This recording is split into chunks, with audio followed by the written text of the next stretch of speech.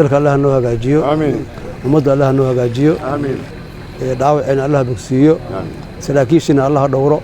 taliska ciidanka xoogga dalka Soomaaliyeed ayaa ururka Islaamiga ee taakuleenta caafimaadka Soomaaliyeed oo xubno ka yihiin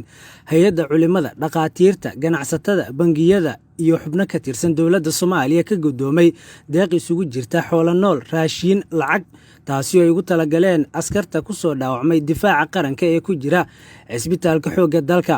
munaasabada lagu wareejinayo deeqdani waxaa goobjoog ka ahaa taliye ku-xigeenka ciidanka xoogga dalka Generaal Cabbaas Amiin Cali madax hoggaanka caafimaadka xoogga dalka Dr. Mahadshiine agaasimaha isbitaalka xoogga dalka Dr. Sadaam Cabdullaahi saraakiil ka tirsan ciidanka xoogga dalka mas'uuliyiinta jamciyadda islaamiga ee caafimaadka iyo hay'adda culimada Soomaaliyeed mas'uuliyiinta oo ugu horeeya taliye ku-xigeenka ciidanka xoogga dalka ayaa booqday qolalka ay ku jiraan askarta ku soo dhaawacmay difaaca qarankooda السلام عليكم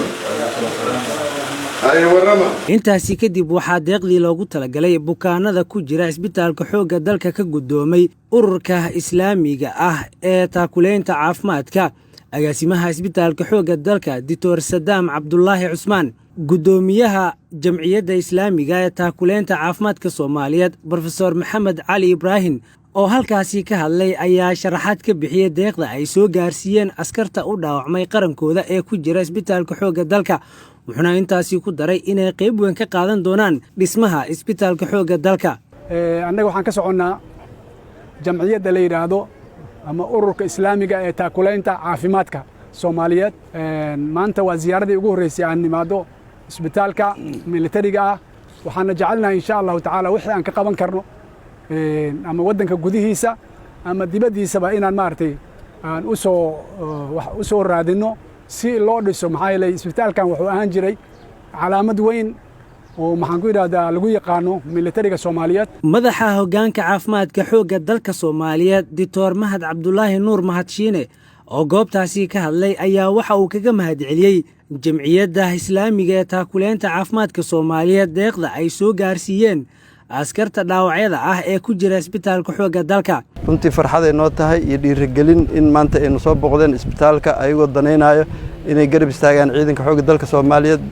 danaynayo inay wax ka qabtaan isbitaalka xoogga Soomaaliyeed runtii waa ku faraxsanahay waana in soo dhaweynaynaa mar walbana waa in garab taaganahay irid walba iyo meel walba isleedihiin waa dhinaca dawladana diyaar u nahay inaan kala qayb qaadano taliye ku-xigeenka ciidanka xoogga dalka Soomaaliyeed Sareeyo Guuto Cabbaas Amiin Cali oo goobtaasi ka hadlay ayaa dhinaciisa waxa uu kaga mahadceliyay dhiirigelinta ay u sameeyeen ururka islaamiga ee taakuleenta caafimaadka halyeeyada naftooda u huraya difaaca qarankooda Soomaaliyeed askartii ku soo dhaawacantay goobihii dagaalka oo hadda meesha jiifa inay soo booqdaan ayna maxaan ku raadayay u duceeyaan isla markaana ay ugu talagaleen hadiyad oo ah xoolo nool raashin iyo cadaan intaba ay ugu talagaleen aad iyo aad iyo aad baan idinku mahad celinayaa isbitaalkan waxaan rajaynaynaa sida hadda aan isku soo qaadnayba in qaabkiisa aan wax ka bedelno dhul badan baan haysanaa waxaan rajaynaynaa annaga Soomaali ahaan inaan wax u qabsanno sida hadda tiyaatarka lagu dhisay madxafka lagu dhisay Maxamed Muuse Maxamed warbaahinta codka ciidamada qalabka sida ee Soomaaliyeed